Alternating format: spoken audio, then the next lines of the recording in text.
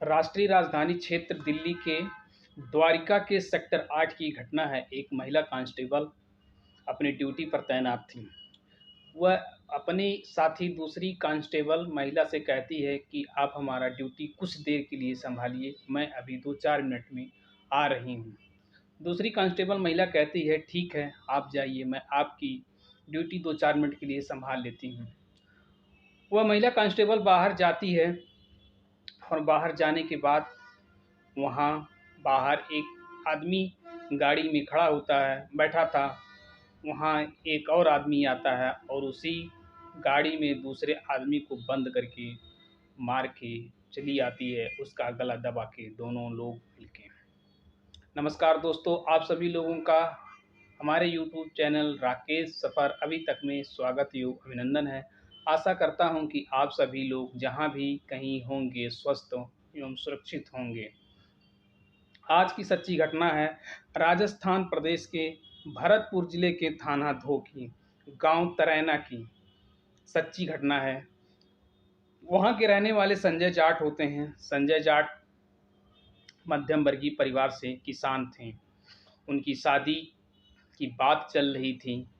उनकी शादी जब होती है तो शादी में उनकी शादी के साथ साथ उनके 2 और छोटे भाइयों की शादी सेम डेट पर सेम घर पर, यानी जो उनकी दुल्हन होती है उन्हीं की बहन से उनके भाइयों की शादी सेम डेट पर होती है।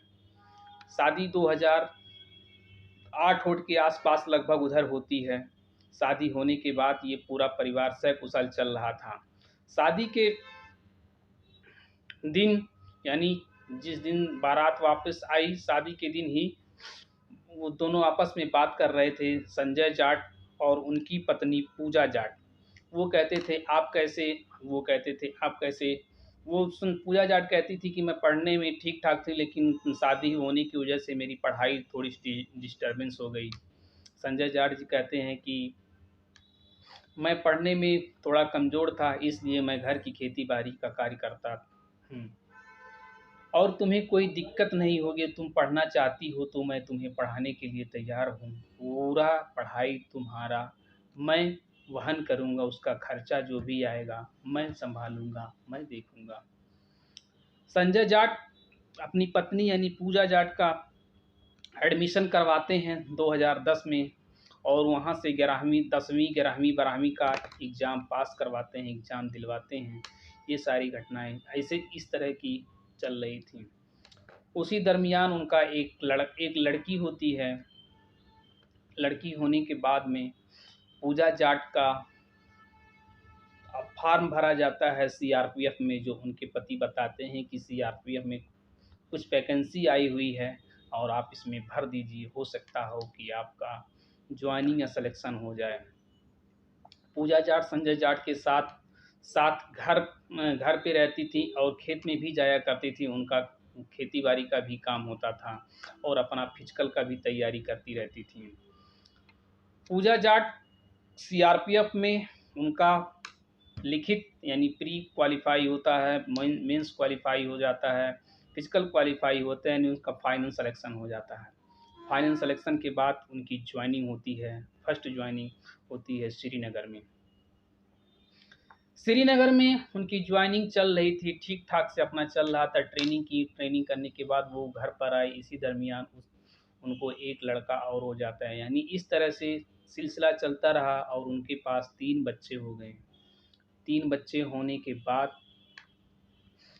जब पूजा जाट फिर दोबारा श्रीनगर ड्यूटी पर जाती हैं तो वहीं उनका किसी लड़के से मतलब झगड़ा हो जाता है कोई बात को लेके। तो वहाँ उन्हीं का सहयोगी होता है राम प्रसाद जाट, जो उनके गांव के आसपास का, उनके डिस्ट्रिक्ट के ही रहने वाला है। दोनों आपस में बात करते हैं तो उन लोगों का हाव भाव, हुलिया, बातचीत करने का तौर तरीका जब श्रीनगर में एक जैसा मिलता है तो दोनों कहते हैं हम भी तो आसपास के ही गांव डिस्ट्रिक्ट के ही रहने वाले हैं, राजस्थान के ही।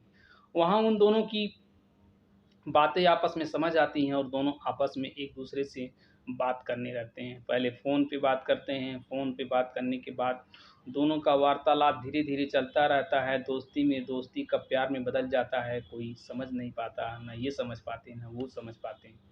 अपना प्यार का सिलसिला इस तरह चलने लगा दोनों का। राम प्रसाद का प्यार पूजा के साथ हो गया।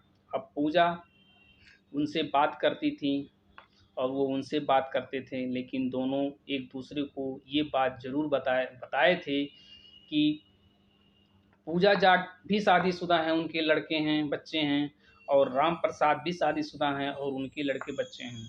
लेकिन ये दोनों इस तरह प्रेम प्रसंग में इस तरह फंसे कि दोनों ने आपस में ये फैसला लिया कि हम लोगों की बात हमारे घर वालों को नहीं पता होनी चाहिए किसी भी हालत में। ये दोनों लोग अपना एक अलग पर्सनल मोबाइल और पर्सनल सिम लेते हैं, जिससे केवल यही दोनों लोग बात करते हैं और कोई बात नहीं करता था उस नंबर से। संजोग की बात है, पूजा छुट्टी के दरमियान घर पर आई थी। घर पे आने के बाद में वो अपने घर पर कुछ दिन बिताई, लेकिन वहाँ वो बात कर रही थी अपने प्रेमी से। प्रेमी से बात करते हुए उनके पति को कुछ शक हुआ, तो उनके पति ने उनको बोला, डाँटा, कहा तुम किससे बात कर रही हो? तो उन्होंने बताया कि ये मैं जिससे बात करती हूँ ये मेरा इसी डिस्ट्रिक्ट के, हमारे ही डिस्ट्रिक्ट के रहने वाला है और ये मेरा भाई लगता है, मैं इससे बात करती रहती हूँ। उस दरमियान उनकी नियुक्ति जो होती है कुछ ट्रांसफ़र करके दिल्ली आ जाती हैं, वहाँ से ट्रांसफ़र हो जाता है, दिल्ली आ जाती हैं। दिल्ली आने के बाद में ये कुछ दिन बाद फिर दोबारा घर पे आती हैं। घर पे बातचीत चल रहा था, उनके पति से, अपने पति से बातचीत कर रही थी, रह रही थी। 2-4-10 दिन का दरमियान उनका छुट्टी का बीतने वाला था।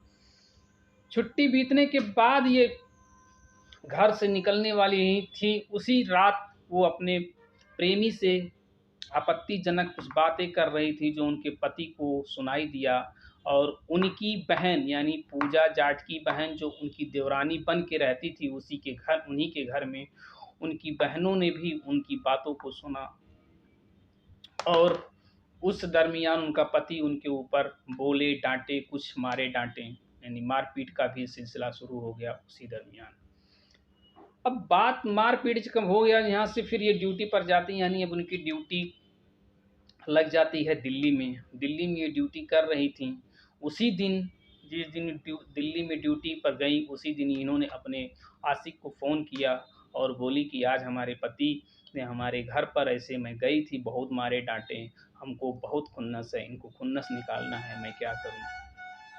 उनका प्रेमी जो कहता है ठीक है, कोई प्लानिंग करते हैं जिसके हिसाब से अपने पति को आप बुलाइए, ना क्यों ना हो इसको रास्ते से ही हटा दिया जाए।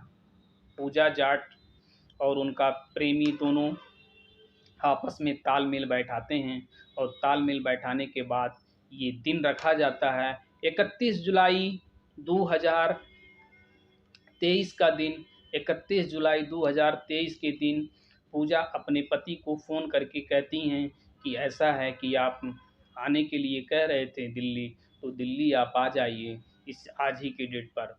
उनके पति ने कहा ठीक है, मैं कुछ खाना वाना के इंतज़ाम कर लेता हूँ, कुछ रास्ते में ले जाने के लिए। वो घर पे खाना व्यवस्था अपना बनवाते हैं और लेके निकल चलते हैं।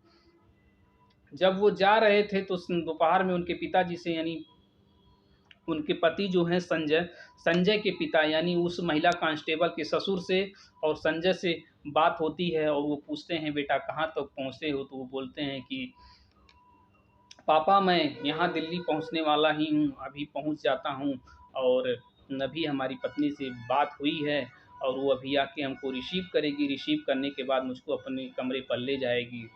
कहें ठीक है, कोई बात नहीं।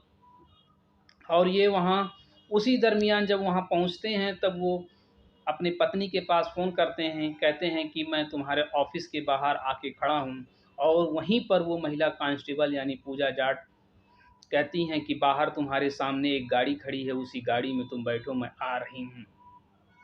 गाड़ी का नंबर बताती हैं, सारा चीज़ बताती हैं। उनके पति उसी गाड़ी में जाके बैठते हैं और उसी में उनका प्रेमी, जो पूजा जाट का प्रेमी था, उसी गाड़ी का ड्राइवर था और उसी गाड़ी का मालिक था।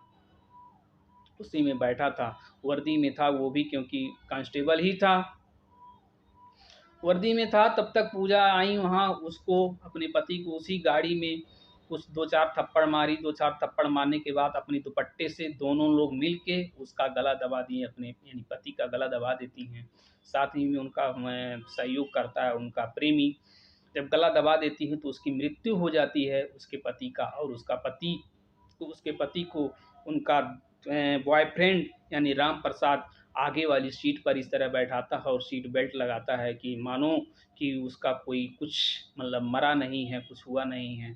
और वो तो अपनी ड्यूटी पर निकल जाती हैं, और उनका कातिल यानी जो मारा उसको 180 किलोमीटर दूरी पर ले जाके एक गड्ढा देखता है, क्योंकि ये प्री प्लानिंग था, उसके पास सारी वस्तु मीटर दूरी पर ले जाकर वो उसको दफना देता है, वहीं गड्ढा बना के गाड़ देता है। गाड़ने के बाद वहाँ से वो चला जाता है अपने ड्यूटी। वो भी उस समय छुट्टी लेकर ही आया था, प्री प्लानिंग था। बात इस तरह चल रही थी, दोनों की स्थिति नॉर्मल हो गई थी, लेकिन कहते हैं क्राइम कितना ही शातिर ढंग से क्यों न किया जाए, लेकिन कुछ न कुछ क्लू छूट ही जाता है। उसी में कुछ इसी तरह हुआ कि कुछ न कुछ छूटा। अब ये उनका ससुर जी फ़ोन करते हैं, कहते हैं बेटा तुम्हारा पति यानी हमारा लड़का वहाँ तुम्हारे पास पहुँचने वाला था, पहुँच गया कि नहीं पहुँचा, उसका नंबर नहीं लग रहा है। वो कहती हैं पापा ऐसा है कि वो हमारे पास आए नहीं हैं, आप देख लीजिए, वहीं ढूंढ लीजिए, इधर नहीं आए हैं। इस तरह वो आनाकानी की बातें कर रही थी, लेकिन उनके पिताजी जो थे वो उनको कह रहे थे कि शाम को हमसे बात हुई है, लेकिन गया तो कहाँ गया, वहाँ तो पहुँच गया था। कह रही हैं कि तुम बेटा ऐसा है, अपने अधिकारी से छुट्टी लेके तुम फौरन घर पे चले आओ, हो सकता हो कोई बात हो गई हो। यानी पूजा जाट कहती हैं कि पापा ऐसा है कि हमको छुट्टी नहीं मिल रही है, मैं छुट्टी मिलेगा तो मैं जल्द से जल्द आऊँगी। इनके पिताजी जब उनसे बात नहीं हो पा रहा था उनके लड़के से, तो वो परेशान थे, हताश थे, निराश हो रहे थे, और उन्होंने वहाँ से टिकट निकलवाए और पूजा के ऑफिस पर दिल्ली में पहुँचे। जब पूजा के ऑफिस पे दिल्ली पर पहुँचे तो वहाँ उनके सीनियर अधिकारी, उच्च अधिकारी से बात किए कि कहें, बोले कि हमारा पति यानी ये जो ड्यूटी कर रहे हैं इनका हस्बैंड गायब हो चुका है, आप कई दिनों से लापता है, बात नहीं हो पा रही है, और आप मेरी बहू को छुट्टी नहीं दे रहे हैं। तो वहाँ के सीनियर अधिकारी बोलते हैं कि इन्होंने तो कभी हमारे यहाँ कोई कंप्लेन ही नहीं दर्ज किया, छुट्टी के लिए कोई एप्लीकेशन ही नहीं दिया। अब वहाँ उनके पिता को थोड़ा सा शक होता है, और वहाँ उसको छुट्टी दिलवा के लेके आते हैं घर पर। घर पे आते हैं, पुलिस जांच इंक्वायरिया, इधर कंप्लेन दर्ज करवाते हैं थाने पर, पुलिस इंक्वायरिया होती। पुलिस इंक्वायरिया में जब सारी बातें सामने आती हैं, तो जब पुलिस इनसे पूछताछ करती है तो ये 2-4 की इधर उधर की बातें कर रही थी, लेकिन जब पुलिस अपने तौर तरीके से हिसाब से पूछती है तो ये टूट चुकी होती हैं, और इन्होंने सच जो कबूला, जिसका नाम सामने आया, इन्हीं का नाम और इनका नाम और इनके प्रेमी का नाम सामने आया। दोनों ने इन्हें ये बताएं कि हम लोगों की प्री प्लानिंग थी इस तरह से, और इतने किलोमीटर की जब उनके प्रेमी को भी दबोचा गया तो वो भी जुर्म को कबूल किया, और जाके वहाँ उस गड्ढे में जहाँ उनका लाश को दफनाया गया था, उस गड्ढे से उनकी लाश को निकलवाया गया। तो पोस्टमार्टम रिपोर्ट आई। पोस्टमार्टम रिपोर्ट में पता चला कि इनके गले को दबा के मारा गया है किसी रस्सी या दुपट्टे से, और ये सारा जुर्म इन्होंने कबूल किया। पुलिस ने अधिक से अधिक धाराओं में इनको हत्या के केस में मुकदमा दर्ज करके कड़ी से कड़ी सज़ा दिलवाने की कोशिश कर रही है, और मैं चाहता हूं कि इन लोगों को एक कड़ी से कड़ी भी सज़ा मिले, ताकि कोई भी अपराध करने से पहले ये सोचे कि मैं यदि अपराध करता हूं तो मुझे इसकी सज़ा ज़रूर ही मिलेगी, और अपराध करने से रोकें, और रोकें ताकि कोई अपराध ना करे। दोस्तों, इस पूरी घटना को सुनाने का मेरा उद्देश्य किसी को परेशान करना, किसी को हताश करना, किसी का दिल दुखाना नहीं है। बस मैं इतना कहना चाहता हूँ कि आप सभी लोग जहाँ भी कहीं रहें, अपने तथा अपनों को सुरक्षित तथा ख्याल ज़रूर रखें। धन्यवाद।